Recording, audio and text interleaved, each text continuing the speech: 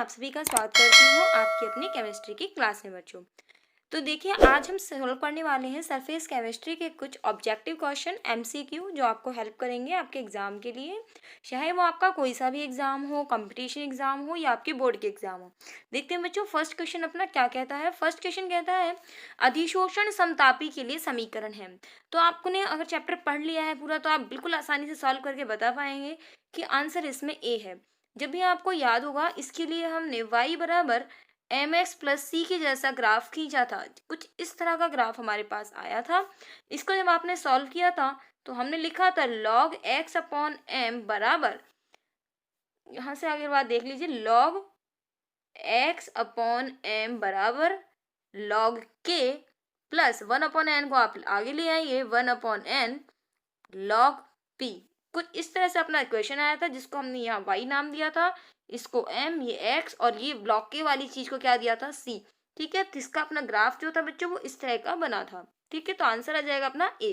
देखते हैं बच्चों नेक्स्ट क्वेश्चन क्या है अपने पास। नेक्स्ट क्वेश्चन है बच्चों आकृति वर्णात्मक उत्प्रेरण वह अभिक्रिया है जो उत्प्रेरित होती है। बच्चों आकृति वर्णात्मक उत्प्रेरण के लिए मैं आपको बता दूं, मैंने आपको बताया था इसकी हनी कॉम्ब जैसी स्ट्रक्चर होती है, मतलब मधुमक्खी के छत्ते के समान स्ट्रक्चर होती है। तो छोटे छोटे इस तरह का जो छेद था कि छिद्रित संरचना होती है, तो छिद्रित संरचना होती है बच्चों जियोलाइट की। तो आंसर क्या आएगा इसमें, जियोलाइट। जियोलाइट भी एक प्रकार के उत्प्रेरक है जिन्हें आकृति की वजह से चुना जाता है क्योंकि इनकी छिद्रों का साइज जो होता है वो बहुत छोटा होता है। आगे देखते हैं बच्चों नेक्स्ट क्वेश्चन।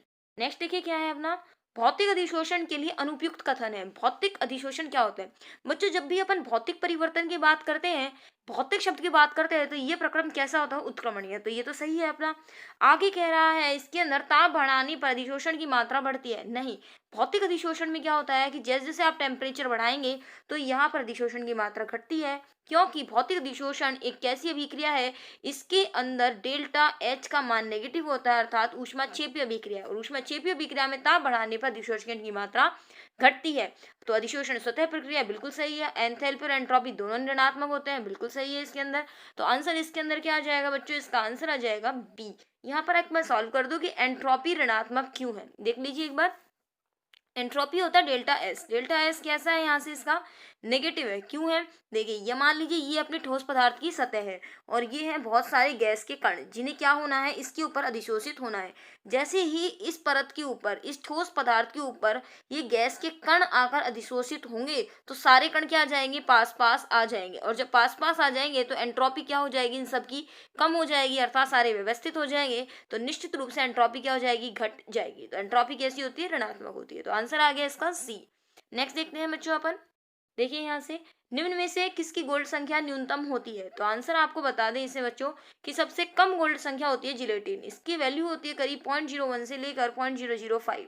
इसका मतलब क्या है, केवल आप 0.001 मिलीग्राम इसकी मात्रा मिलीग्राम में लेते हैं कि इतना सा मात्रा अगर आप डालते हैं जिलेटिन की, तो यहाँ पर मान लीजिए कोई विलियन है, कोलाइड विलियन है, अगर जिलेटिन का इतना सा मात्रा आप इसके अंदर डाल देते हैं तो ये यहाँ पर इसके 10 ml गोल्ड सोल में होने वाले अवक्षेपण को रोक देती है। जबकि स्टार्च की गोल्ड संख्या होती है 25 मिलीग्राम। तो 25 मिलीग्राम आप स्टार्च डालेंगे तब जाकर वहां अवक्षेपण रुकेगा, जबकि जिलेटिन की थोड़ी सी मात्रा से अवक्षेपण रुक जाएगा।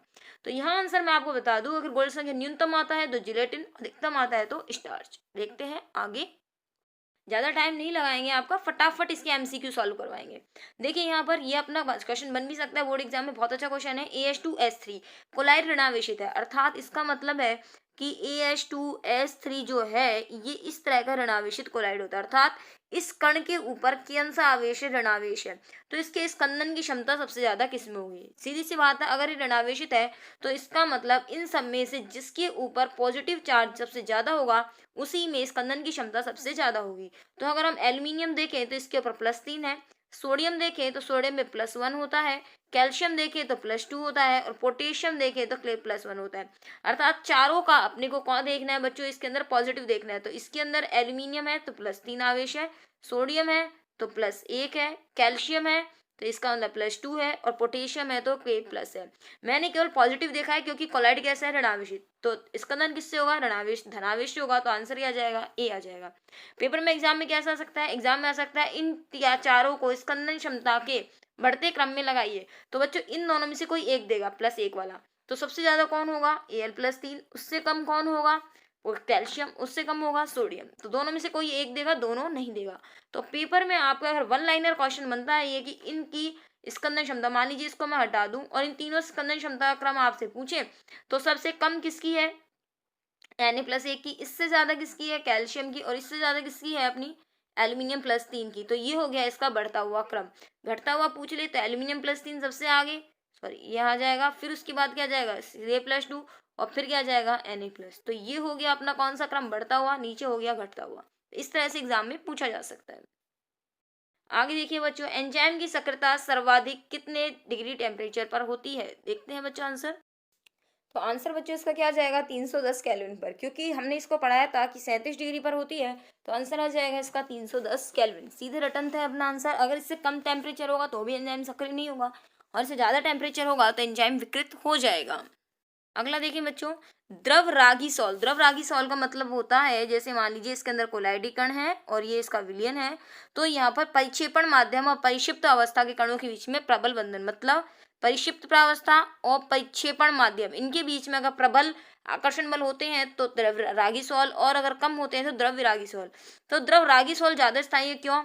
क्योंकि कोलाइडी कणों पर धनावेश होता है या कोई आवेश नहीं होता। कोलाइडी कणों के ऋणावेश के मध्य प्रबल विस्तर विद्युत प्रक्षेपण होता है। बच्चों इसमें सी पॉइंट जो है वो नहीं लिखा हुआ है, मैं बता देती हूँ क्या है आपमें। कोलाइडी कण पर ऋण आवेश होता है, ये है इसका सी पॉइंट। जो आपका ए है ना, धन लिखा हुआ है, इस जगह यहाँ पर ऋण आवेश आएगा। ये है अपने पास चारों बिंदु। तो बच्चों एक बात बता दें कि द्रव रागी सोल जो होती है या द्रव स्नेही सोल जो होते हैं, इनमें किसी भी प्रकार का आवेश नहीं होता, ना धनावेश होता है ना ही ऋणावेश होता है। इसीलिए यहाँ पर हम कह दें न धनावेश है न ऋणावेश है, तो सीधा सा आंसर हो गया, जब न धनावेश है न ऋणावेश है और ना ही इनके बीच में प्रतिक्षेपण है, तो आंसर क्या आ जाएगा, बी आ जाएगा, अर्थात कोई आवेश नहीं होता। आगे देखिए, आगे क्वेश्चन है, अधिशोष्य की अधिशोषण क्षमता में वृद्धि की जा सकती है। मतलब अधिशोष्य क्या है, अधिशोषण क्या है, एक बार ये देख लेते हैं हम। ये अपना जो जिसके ऊपर ये है अपना अधिशोष्य अधिशोषक, तो अधिशोष्य की अधिशोषण क्षमता में वृद्धि कैसे करें, तो ये जो होता है वो अधिशोषक होता है जिसके ऊपर होना है, ठीक है। और जो कण अधिशोषित होने हैं उनको होते हैं अधिशोष्य, तो ये तो है अधिशोष्य, नीचे क्या है अधिशोषक। अब अर्थात हम कैसे क्या करें कि ये जो है ज्यादा से ज्यादा अधिशोषण हो पाए, तो पृष्ठीय क्षेत्रफल वृद्धि, तो बिल्कुल सही बात है। अगर पृष्ठीय क्षेत्रफल ज्यादा होगा तो ये कण जो होंगे इनका ज्यादा अधिशोषण होगा। या हम इसको क्या करें, अधिशोषक को इसको बारीक कर दें, बिल्कुल। अगर आप मान लीजिए किसी में अगर चीनी, पानी में चीनी घोलते हो या पानी में बूरा घोलते हो, जल्दी कौन घुलेगा, चीनी में बूरा घुलेगा, अर्थात इसको बारीक कर दिया जाए तो जल्दी रिएक्शन होगी। या हम कह दें किसी भी पदार्थ में हम अगर बड़े टुकड़े डाल रहे हैं और पाउडर डाल रहे हैं, तो पाउडर वाली चीज ज्यादा बड़ी रिएक्शन करेगी, क्यों करेगी, क्योंकि पृष्ठीय क्षेत्रफल बढ़ जाता है। छिद्रित बनाकर भी इससे वृद्धि की जा सकती है। सारे विकल्प इसके अंदर आ जाएंगे। देखते हैं आगे, नेक्स्ट क्वेश्चन क्या है, कौन सी पृष्ठीय परिघटना नहीं है, अर्थात पृष्ठ पर कौन सी नहीं होती है। समांगी उत्प्रेरण, उत्प्रेरण हमेशा किस पे होता है, पृष्ठ पर होता है। ठोसों का मिलना, बिल्कुल, अगर हम ठोस पदार्थ मिल रहे हैं तो अर्थात पृष्ठीय पदार्थ पर क्रिया होगी। जंग, जंग कहाँ लगती है, लोहे पर, लोहे पर सतह पर लगती है, अंदर तो जंग लगती नहीं है, ऊपर का लोहा हटता जाता है। विद्युत अपघटन, बिल्कुल यही क्रिया पृष्ठीय परिघटना नहीं है, क्योंकि अगर कोई चीज अपघटित हो रही है तो पूरी तरह से अपघटित हो रही है, अर्थात यह पृष्ठीय परिघटना नहीं है, ये सरफेस पर नहीं होती। आगे देखिए बच्चों, आर्सेनिक सल्फाइड के सॉल पर ऋणावेश है। आर्सेनिक वही चीज आ गई है AH2S3, अर्थात ये है, इसकी अवक्षेपण में बदलने की अधिकतम क्षमता होगी। अब आप इसका उत्तर मुझे फटाफट से कमेंट बॉक्स में दे दीजिए, अभी के अभी मेरे आंसर बताने से पहले। मैं 3 तक काउंट कर रही हूँ, अभी अभी क्वेश्चन कराया बिल्कुल वैसा ही है, 1 2 3।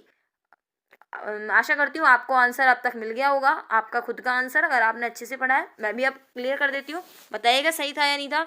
देखिए यहाँ पर आपको पॉजिटिव देखना है, तो H2 है तो यहाँ से H+, Na3 है तो इट मीन्स क्या है, ये Na+, कैल्शियम है तो इट मीन्स क्या है, Ca+2, AlCl3 इट मीन्स क्या है, Al+3। तो सबसे ज्यादा धनावेश किस पर है, डी वाला ही आंसर। ये मत कहना कि पहले भी यही था और अब भी यही है, क्योंकि 4 वाला भी आ सकता था। तो इसका आंसर क्या हो गया, मान लीजिए मैं यहाँ से लिख देती SnCl4, तो आंसर क्या आ जाता है Sn+4, तो ये आंसर हो जाता है यहाँ पे, ठीक है। आगे देखिए, मानव में रक्त में परिशुद्धिकरण का तरीका है। तो मैं आपको बता दूं, हमारे ब्लड का जो फिल्ट्रेशन होता है, मतलब हमारे खून को शुद्ध करने का काम कौन करती है बच्चों, वो काम करती है किडनी।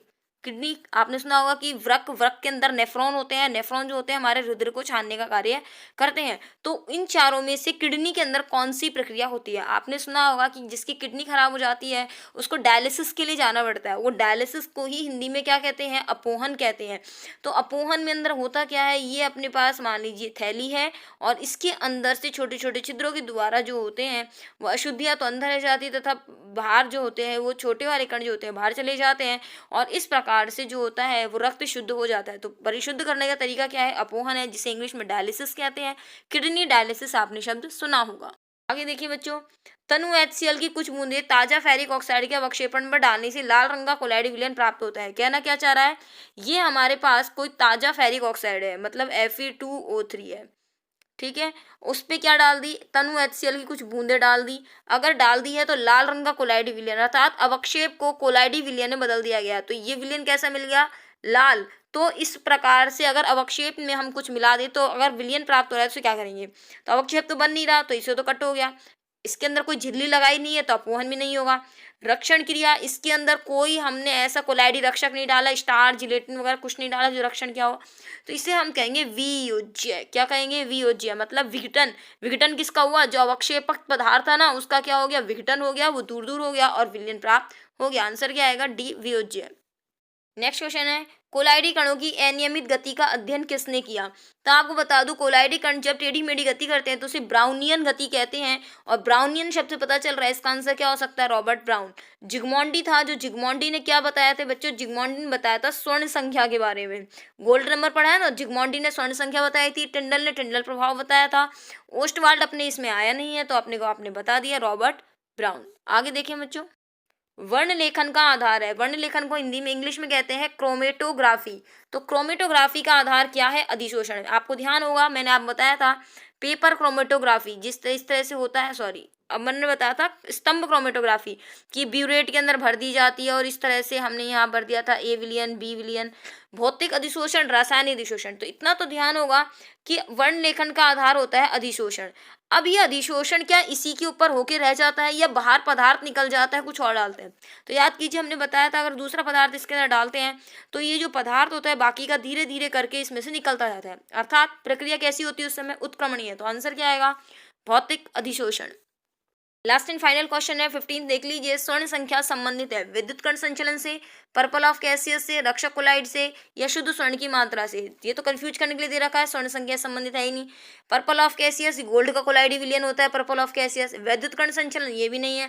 तो स्वर्ण संख्या होती है रक्षक कोलाइड की मिलीग्राम में मात्रा। तो इसका आंसर क्या है? सी है, रक्षक कोलाइड की मिलीग्राम में मात्रा जो 10 ml गोल्ड सॉल में 10% NaCl का 1 ml मिलाने पर होने वाले अवक्षेपण को रोक दे, तो ये कहलाता है स्वर्ण संख्या। तो ये स्वर्ण संख्या होती है रक्षक कोलाइड की मिलीग्राम में मात्रा। जो जिलेटिन हमने यूज किया था 105। तो यहाँ से आपको मैंने 15 क्वेश्चन सॉल्व कराए बच्चों। ये आपके कंपटीशन से भी बेहतर है आपके।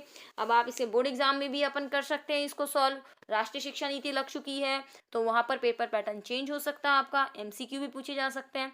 अब हमने ऑब्जेक्टिव सॉल्व किए थे, हो सकता है एक लाइन का क्वेश्चन भी यहाँ से बन जाए। आपकी तैयारी जो होती है इससे सॉलिड होती है बच्चों। आगे हम लेकर आएंगे नेक्स्ट वीडियो में एक लाइन के क्वेश्चन, ठीक है। अब तक के आप करिएगा इन क्वेश्चंस को सॉल्व, ठीक है। अब तक के लिए धन्यवाद। अच्छे लगता है आपको तो आप इसको शेयर कीजिएगा। धन्यवाद। मिलते हैं नेक्स्ट वीडियो में जिसमें हम क्या पढ़ने वाले हैं बच्चों? उसके अंदर हम पढ़ने वाले हैं 1 लाइनर क्वेश्चन। एक लाइन का क्वेश्चन हम पढ़ेंगे जो आपके अभी RBSC बोर्ड से अगर आप हैं तो राजस्थान बोर्ड से अगर आप हैं तो वो उसके ही क्वेश्चन होंगे जिसमें, और ये 15 क्वेश्चन भी राजस्थान बोर्ड की किताब के ही हैं, ठीक है, जो आप बुक के क्वेश्चंस मैंने आपको करवा दी हैं। चलिए बच्चों मिलते हैं नेक्स्ट वीडियो में।